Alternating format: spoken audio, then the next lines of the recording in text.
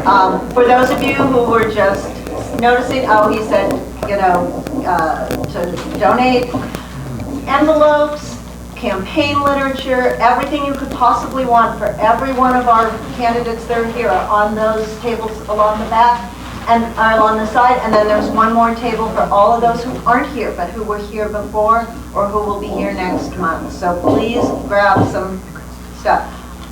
Sheriff Ayub.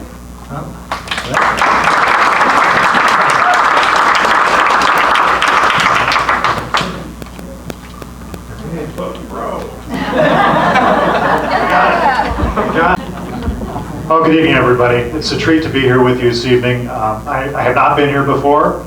I'm Bill Ayub. I'm your sitting sheriff of Ventura County. And lifelong Ventura resident, moved away for a little bit of time in college, and for a few years to experiment as a police officer in Las Vegas. And then I realized how important Ventura County was to me as my home. My family was here.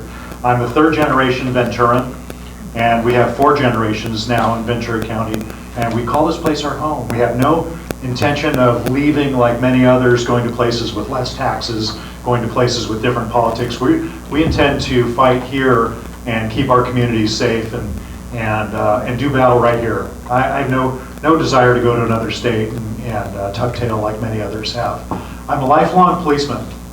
I've been almost 37 years now. I've been serving our communities in one fashion or another in the law enforcement profession. That's all I've wanted to do. And like Cole and many others you'll hear from tonight, I have no interest in getting into politics. I'm not qualified for it. My interest is in keeping this community safe. And boy, do we have challenges today in doing that. And I'm not here to talk to you about what I might do, hypothetically, if I became sheriff. I have been the sheriff for the last 3.5 years. And I want to tell you what's happened during that time if you haven't been paying attention. I took office 25 hours after the borderline mass violence took place. My academy mate, Ron Heelis, lost his life in that incident. We were planning a major funeral service for him. We had 2 major campaign wildfires burning at the same time. On came social unrest, a global pandemic, political division in the community that's created challenges for us in keeping the peace. And we've done a pretty good job of that. Ventura County is the safest of the 15 largest counties in this state. Wow. And that's a very special thing, because we're right next to our big brother Los Angeles that has public policies that are driving crime up. And we're seeing crime spiraling upward in other counties while it remains somewhat static here. We saw a little creep up this last year, but I'll tell you, it is from organized thieves coming from Los Angeles. Somebody talked about circulating the George Gascon recall effort. And I know most people in here are from Ventura County, but policy in Los Angeles drives crime here. They have a literal revolving door in the jail system there. And organized thieves that we catch in Ventura County, 75% are from out of the county. So we have enough challenge dealing with our own criminals, working with the youth to try and keep them out of lives of crime, managing our inmate population, trying to get people out of mental crisis, off of drugs, giving them opportunities to be successful when they get out into the communities with job skills and a support system to keep them off of drugs and to give them mental health care. Many of our inmates, of course, suffer from mental illness, but we do those things, and we do it with the effort of trying to keep crime low in our communities. Sacramento and Washington are stripping away our ability to arrest and incarcerate people. They think that's a solution to driving crime down. And what we see in Los Angeles and San Francisco, other metropolitan areas, does not work.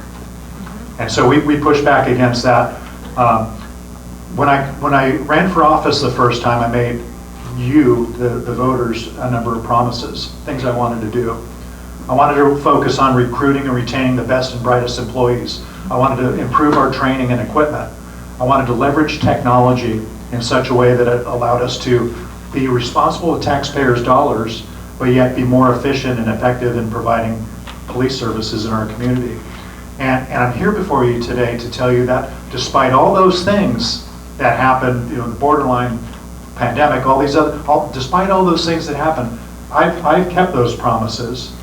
Today our deputies are better trained, better equipped, better prepared to handle anything that comes our way in this community. And another thing about me that is kind of special, I have a challenger. I think that person's been here talking before. What you have with me is somebody who is in an unusual position to influence public policy. And I say that because not only am I an elected official, but I'm elected to the executive board of the California State Sheriff's Association. I'm on a track to be the president of that association in 2025. By being on the executive board, I have a loud voice in Sacramento. And my voice will get louder as I progress through the chairs and move into the presidency. For Ventura County, that's a good thing because what's important to us will be relayed at some of the highest levels of government in Sacramento, and I will have a greater influence on the outcome of bad policies that keep coming out of our state's capital.